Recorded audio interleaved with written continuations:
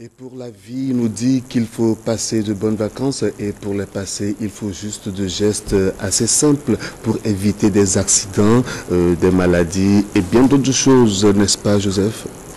Effectivement, vous savez, les accidents de la vie courante sont, après le paludisme, la deuxième cause de mortalité chez les enfants de moins de 15 ans. Et en plus,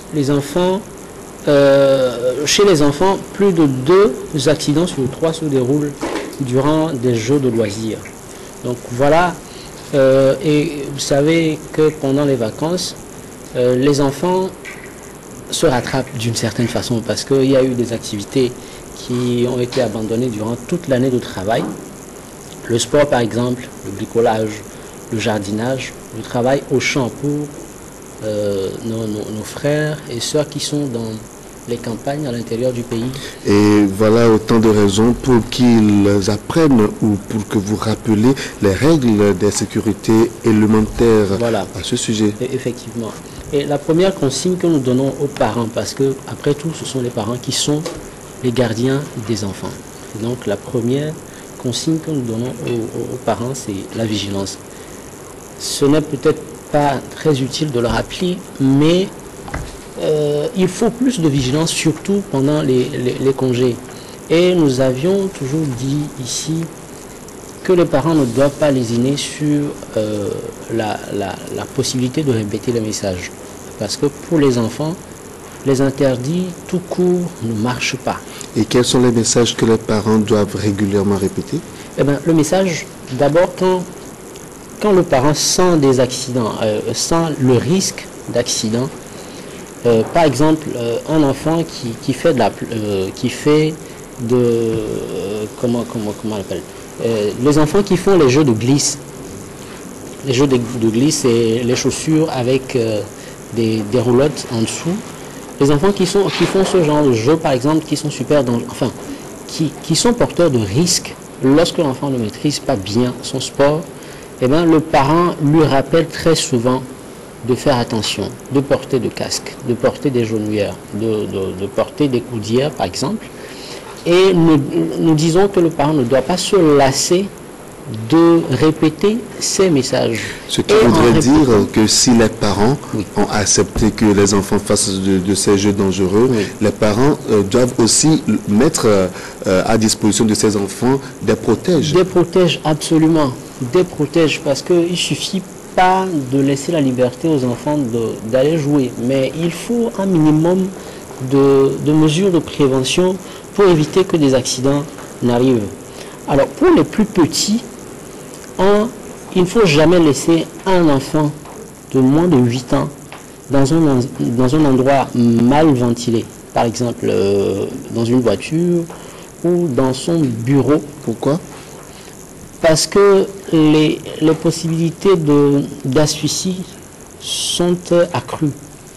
Quand vous allez à la banque, par exemple, et que vous avez votre enfant dans la voiture, donc vous garez et le moteur n'est pas en marche, donc la clim est éteinte. Dans ce cas, amenez votre enfant avec vous dans la banque, au lieu de garer la voiture, l'enfant dedans avec les vitres fermées. L'enfant peut aussi s'amuser en manipulant à manipuler des trucs, genre appuyer sur le frein à main. Voilà, évidemment. Et les accidents peuvent arriver. Il y a des parents qui pensent que quand on est au bureau et qu'on reçoit ses enfants à midi, par exemple, et que vous devriez sortir, vous laissez les enfants dans le bureau, surtout les bureaux insonorisés. C'est super dangereux parce que quand il y a un accident à l'intérieur et que l'enfant crie, personne ne peut l'entendre dehors. Donc, en règle générale, évitez de laisser les enfants dans les endroits mal ventilés, tout seuls, sans surveillance. Une autre règle? Une autre règle, ne pas laisser les enfants à proximité d'un plan d'eau, sans surveillance. Quand on dit plan d'eau, on désigne les lacs, les abords de lacs par exemple, la plage, les abords des fleuves, parce que pendant les vacances, à l'intérieur du pays, les enfants s'adonnent aussi aux activités de pêche, par exemple. Et ces activités de pêche, si c'est fait pour le loisir et par des enfants de moins de 8 ans jusqu'à 10 ans, il faut que les parents soient là pour les surveiller.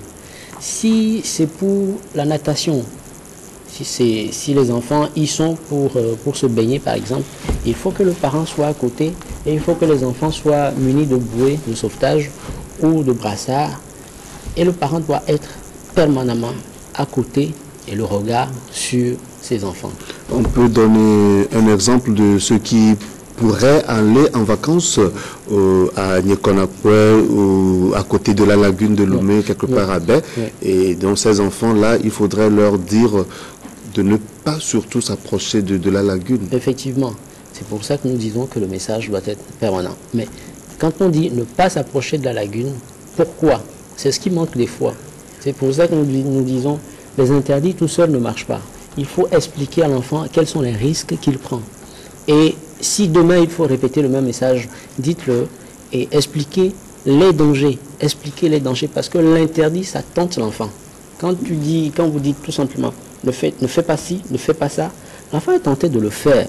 C'est comme si vous lui donnez l'envie de faire la chose pour voir ce qui va se passer. C'est vrai qu'on dit que les faits enseignent mieux que les conseils, mais quand les faits amènent au trépas, il n'y a plus de vie pour qu'on puisse conseiller. Effectivement, effectivement.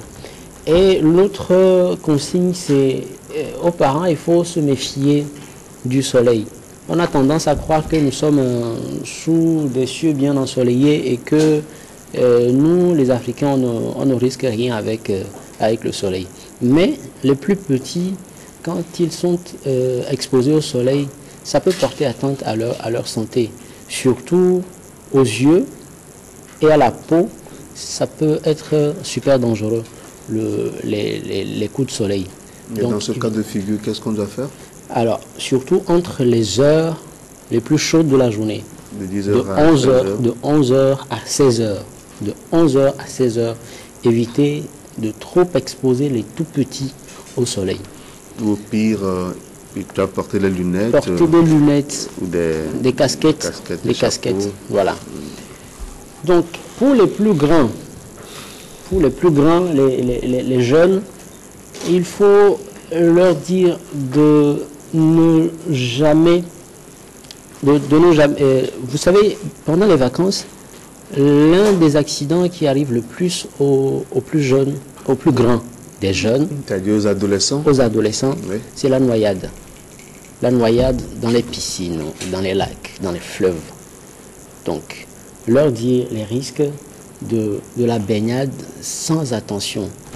Lorsque on sait qu'un fleuve est profond à un endroit donné, les enfants ne doivent pas, surtout si la profondeur du fleuve ou la profondeur de l'eau, je veux dire, est plus que la taille de l'enfant. Si l'enfant ne peut pas avoir pied à un endroit donné, ne pas le laisser seul, ne pas les laisser seuls. Généralement, les adolescents, ils y vont en groupe.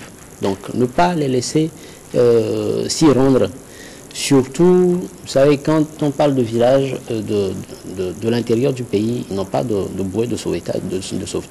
Il n'y en a pas. Oui, donc, et puis, beaucoup ignorent que les fleuves ont aussi des courants d'eau. Des courants d'eau, des débits assez forts qui peuvent emporter. Des fois, il a plu quelque part à 3 km, à 10 km, et vous êtes surpris par le débit qui augmente exponentiellement d'une minute à l'autre. Donc c'est super dangereux de se baigner à ces endroits. Et généralement les adolescents, quand ils font des sports, ils ont des fractures, ils ont des entorses. Et en cas de fracture, la consigne c'est d'éviter de mobiliser le membre fracturé. Si c'est le bras, évitez de remuer le bras. Très souvent, quand on se casse, les témoins ont tendance à remettre le bras ou le pied cassé dans l'ordre du corps avant de l'amener à l'hôpital. Mais ça, c'est complètement interdit. Si le bras est cassé et que c'est derrière, que le bras est cassé vers derrière, le dos, laissez le bras dans cette position. Le plus que vous pourriez faire, c'est par exemple de mettre, grâce à une écharpe, de suspendre le bras cassé et d'amener la victime à l'hôpital. Et juste pour vous dire merci et vous laisser partir, il faudrait aussi rappeler que la plage de Lomé ou la mer de Lomé a un courant assez élevé et ceux qui ne savent pas du tout manipuler l'eau, se baigner, évitez quoi. Absolument. Vous risquez de vous retrouver au Bénin et vous reviendrez horizontalement. Absolument. Et n'oubliez pas de renouveler la vaccination de vos enfants contre notamment le tétanos, et de vacciner aussi nos animaux, les chiens et les chats. Pendant les vacances, il y a beaucoup de morsures par chien et par le chat. Et surtout, le risque de rage, de contamination de la rage, c'est ce qu'on craint. Oui, on va poursuivre certainement la semaine prochaine.